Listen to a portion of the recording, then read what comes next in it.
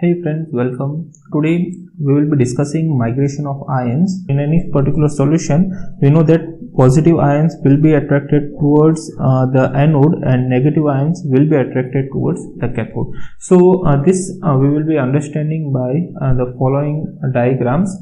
Suppose we are taking a U-tube, and in this U-tube we are preparing or we are filling up the solution, half of the solution, that is from this particular side we are filling it with agar KCl, and in this with KCl we will be adding NaOH solution and a drop of phenolphthalein. Okay, so as this solution is a basic solution, the color will be pink color on this particular side, and on this particular side we will be adding agar KCl, and again phenolphthalein would be added, but we will be adding say HCl. Then over here the color or this side will be a colorless solution. Now this setup is allowed to rest, so we know that agar will form a solid jelly, and then what we'll be doing is that on the one limb, that is on the pink side solution, we will be adding HCl and cupric chloride solution on this side, and over here we have charcoal beds which will not allow the solution to diffuse, and then over here we have NaOH, or in this side we have NaOH solution, and then we will dip 2 electrodes in this. So we are dipping the electrode. This will be our cathodic compartment, or this will be our cathode, and this is our anode. So we all are familiar that on or towards negative electrode or positive electrodes will be attracted towards the negative electrode, and so positive ions will be attracted towards the negative electrode, and negative ions will be attracted towards the positive electrode.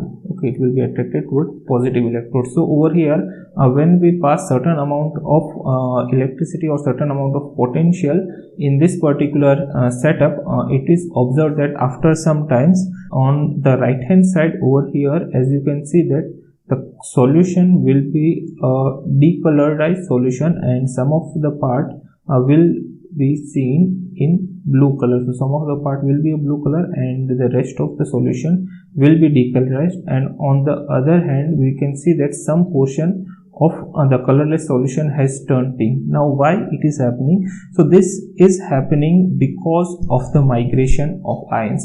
That means that H plus ion over here, so over here we have HCl solution and we have cupric chloride solution, that is CuCl2 solution. So H plus ions over here, we know that H plus ions that means our solution is an acidic solution, and as a result we have a drop of NaOH over inside this solution over here, and once H plus ions will start moving towards the negative electrode, it will decolorize the phenolphthalein solution as the pH of the solution will decrease. Also cupric chloride is a blue color solution, and also we will see certain amount of blue coloration in our tube, basically because the copper ions are also migrating. But you can see the regions of the decolorization, that the region of the decolorization is greater as compared to the blue region, and this shows that the migration or the speed at which H plus ions are moving is greater as compared to Cu plus 2 ions. On the other hand, on the left hand side, you can we all know it very well that the hydroxyl ions or OH minus ions, so here we have, or on this side we have NaOH solution, and this NaOH, or from this NaOH solution, OH minus ions will be attracted towards the anode, and as a result it will migrate through this solution, and we know that NaOH or OH minus ion is a basic solution, and as it is a basic solution, this will start moving below, and over here on this side we have phenolphthalein also. So when it will move in this particular direction, it will increase the pH, and as a result phenolphthalein will show the coloration, and when we compare the areas covered by both the ions, then we can see that the area covered by H plus ions,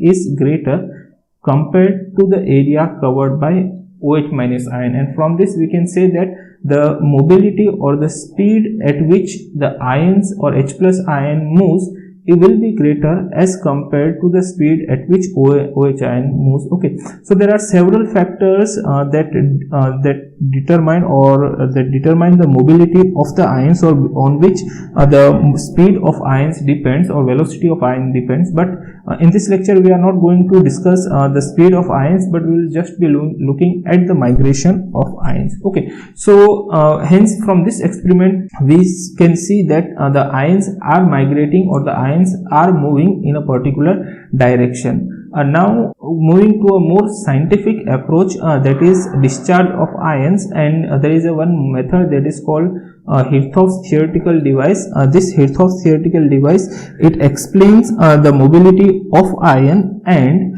from that mobility of ion we can predict, or it also shows how the discharge of ions takes place, and what is the speed of ion, and the amount of the ions that are liberated at the electrode. So this is the general setup. Over here, this is our cathode. Okay, this is our cathodic compartment, and this is our anode. So over here this will be our anodic compartment, and this is our cathodic compartment, and this is our central compartment, or it is our middle compartment. Now okay, so there are 8 ions taken, but I will reduce the number of ions to 4 only. Okay, I will reduce the number of ions to 4 only. So we will take 4 ions in each compartment. Okay, we will be taking 4. There are 8 ions, but I will be reducing the ion to 4 ions, and we will be discussing 4 cases. Basically this is a cell, and this is connected to an external potential source, wherein this will become our negative electrode, and this will become our positive electrode. That is, this is our anode, and this is our cathode when we are supplying an external potential. And we will be discussing 3 different cases to see the mobility of ion as explained by the Hittrof'S device. Okay, and then we will be concluding it, what it tries to say. So the first case is that suppose if we are considering that if only cations moves. So first over here we have 4 ions, over here we have 4 ions. So suppose if we are writing that we have plus, and then minus. Over here we have, okay, so this is the situation. And now for the first situation, suppose if we are considering that only cations moves, and suppose we are considering that there are 2 cations are moving. Okay, that means 2 cations from here, they are moving over here. So 2 cations will increase on this side, and 2 cations will decrease from the anodic compartment. That is, 2 cations will move from the anodic compartment to the cathodic compartment. And now when we look at the charges, then over here we can see that the 2 ions will increase on the cathodic compartment, while on the anodic compartment there are 2 cathodic or 2 cations, they have left behind this anions, because in our solution we know that all the solutions are electrically neutral. Okay, and suppose over here for generalization we are considering that we are using a univalent electrolyte. So suppose we are considering that we are preparing a solution of NaCl, and then we are performing an electrolysis experiment. Okay, so over here 2 cations or 2 Na plus ions will move on this side, and Cl minus ions will remain over here. So when this 2 positive ions will come over here, after that reaching over here, it will discharge on this electrode, and at the same time the negative ions will be discharged on this electron. So when we are looking at this particular condition, we will see that the electricity that is conducted by the system will only be due to the cations. Okay, because of the mobility of the cations, that is, cations are moving from the anodic compartment to the cathodic compartment, and as a result So after reaching the cathodic compartment, they will discharge, and as a result the electricity will be conducted, or the discharge will take place, and on both the electrodes discharge will take place simultaneously. That is the necessity of electrochemistry, as we know that all the solutions are electrically neutral, and as a result over here 2 anions will be discharged over here and 2 cations will be discharged over here simultaneously. Okay, so on both the electrodes the discharge are simultaneous, but over here the migration, that is the ions which is moving, or the ion which is moving, is our cation. Okay, so this is the first case, and over here we can see that after migration of ions, the amount of ion left in the anodic compartment, or the amount of paired ion which are left in the anodic compartment, will be only 2, while in cathodic compartment all the 4 ions will be as it is. Okay, so this is our first situation. Now second situation, if we say that both cations and anions moves at a same speed, so both cations moves at same speed. So suppose if we are considering that, again we are considering the same example, that is 2 cations are moving from the anodic compartment to the cathodic compartment, while 2 anions are moving from the cathodic compartment to the anodic compartment. So the situation will be, so we have 2 cations are moving from the anodic compartment, while 2 anions are moving to the anodic compartment.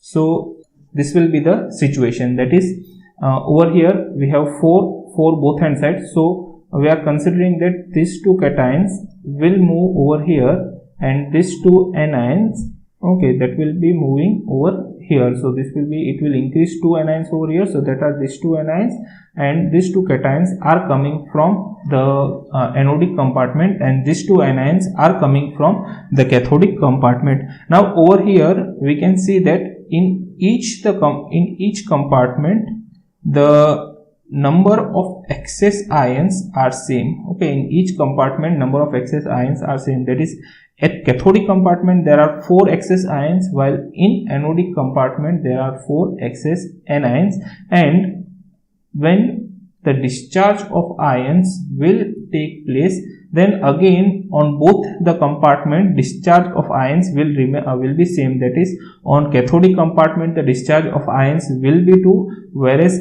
on anodic compartment also the discharge of ions will be 2, and the amount of paired ions left is 2, and amount of paired ion left over here is also 2. So 2 ions will be left in each compartment, and the discharge is also a uniform. So the same amount of ions are discharging, and the loss of ions in both the compartments are 2 each, while in first case the loss of compartment on anodic compartment was 2, while there was no loss on the cathodic compartment. Okay, and so this is our second situation, and when we are looking at our third situation, wherein we are considering that suppose if we are considering that cations they move at double speed. So cations, it moves with double the speed of ions. Cations, if they are moving with the double the speed of anions, then what will happen is that cation is moving with the double the speed of anions. That means when 2 cations from this side, so initially suppose, again let me draw it, we are having 4 cations, 4 pairs of ions on both the chambers or both the compartments, and now if we are considering that 2 cations are moving over here, that is 2 positive ions are moving from this side, then only 1 negative ion will move from this, because the speed of cation is double. Okay, so let's see that if 2 cations are moving, so suppose if we are considering that these 2 cations are moving and this anion is moving, so we have increase of 2 ions over here, and there will be increase of 1 anion only over here. Okay, so there will be increase of one anion on the anodic compartment, and there will be increase of 2 cations on the anodic compartment. Okay,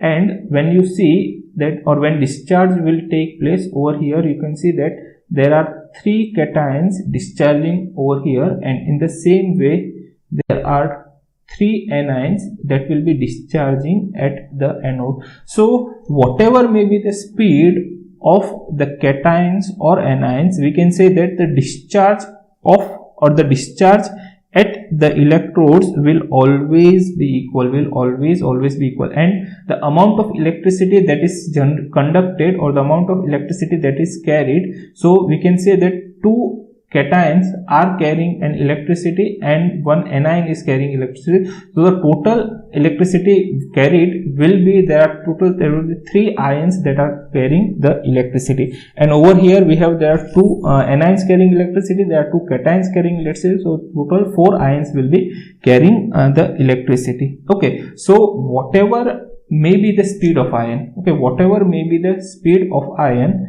or whatever may be the speed of ion, the amount of the discharge will always be same. And over here in the cathodic compartment, you can see that we have 3 pairs of ion left.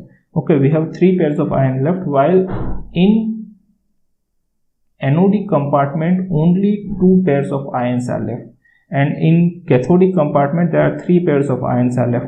So this shows that if the mobility of the ion is higher, the loss of that ion will also be higher. That is, over here we have considered that cations are moving at the double speed, so as they are moving with the double speed, the concentration, initially we have started with the 4 ions, only 2 ions are left, and as a result the concentration is halved, while over here only the concentration is only 1/3. Okay, so the loss around any electron, or loss around cathode, or loss around anode will be directly proportional to the mobility of cathode and anode respectively. Okay, so from this experiment, or from here, it is very clear that the electricity that is conducted by the ions, it purely depends on the mobility of ions. Greater the mobility, more the amount of electricity that will be conducted by the ions. And from this experiment, it is clear that the mobility, or irrespective of the speed of the ions, or irrespective of the velocity of ions, the discharge at the electrodes will always remain equal. They are always equal, and hence our electrolyte is always electrically neutral. And also the loss around any electrode, that is loss around electrode, is always proportional to the speed of ion that is leaving. Okay, speed of ion that is leaving that electrode. So as we have seen over here, so as over here the speed is same, so loss at both the electrodes are same. Now over here the speed of cations are double, so the loss around the anode is greater, and loss around the cathode is smaller, as there is the difference in the mobility of the ions. Okay, and now we are moving to the definition of the transport number. So transport number, so this transport number, it means that it can be defined as the fraction of total electricity. So it is transport number, it is defined as a fraction of total electricity carried by any one of the species, and it is known as transport number. So a transport number, generally it is written as T. For cation we write it as T plus, and for anion we write it as T minus. This transport number, it is also known as transference. Basically in electrochemistry you might have studied the electrochemical cell with transference and without transference. So this is the transport number, and from the definition of the transport number for cations, that is T plus, we can write that is current carried by cation divided by the total amount of current through solution. Okay, so total amount of current through the solution. And similarly, the transport number for the negative ion, that is T minus, we can write it as current carried by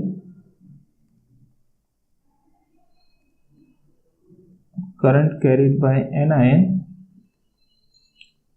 divided by the total amount of current through the solution. Okay, and this we can also understand by this particular example, that is over here in the last case we can say that there are two cations migrating and one anion is migrating. So suppose if we say that speed of cation is 2 and speed of anion is 1, then the transport number will be, we can write 2 upon 2 plus 1, so this will give us 2 by 3. So this will be the mobility of our cation, while our anion will be 1 divided by 2 plus 1, so that will be 1 by 3. So this will be, so basically transport number is the fraction, okay, it is the fraction of the amount of electricity that is carried. So it is not the percentage and fraction. So when we multiply this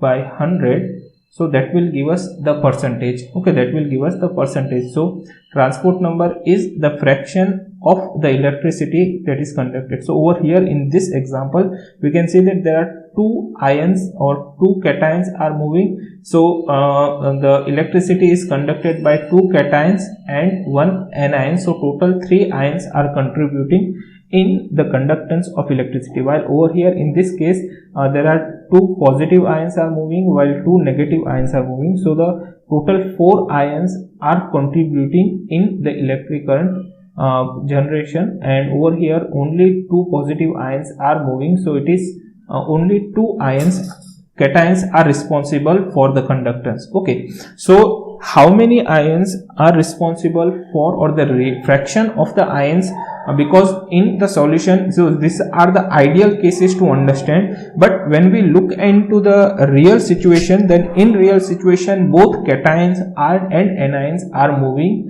and the speed or the relative speeds are also different. So that always comes, or that always makes it to the fraction of the ions that are moving in a solution. So that will give us the transport number. And also over here we can write that the amount of current, or we can write that the amount of electricity that is carried by cation. So this amount of electricity carried by cation will be proportional to the speed of cation. So suppose if we write that UC is the speed of cation, and similarly the amount of electricity which is carried by the anion will be proportional to the speed of anion, and suppose we write it as UA. So the total amount of electricity, carried, we can write it will be proportional to the speed of cation plus speed of anion, and this we can write it is proportional to UC plus UA. Okay, and now we can substitute all these terms in this equation, and we will have, so we can write transport number of positive ion will be equal to UC, that is cations, divided by UA plus UC, and similarly T minus will be equal to UA upon UA plus UC.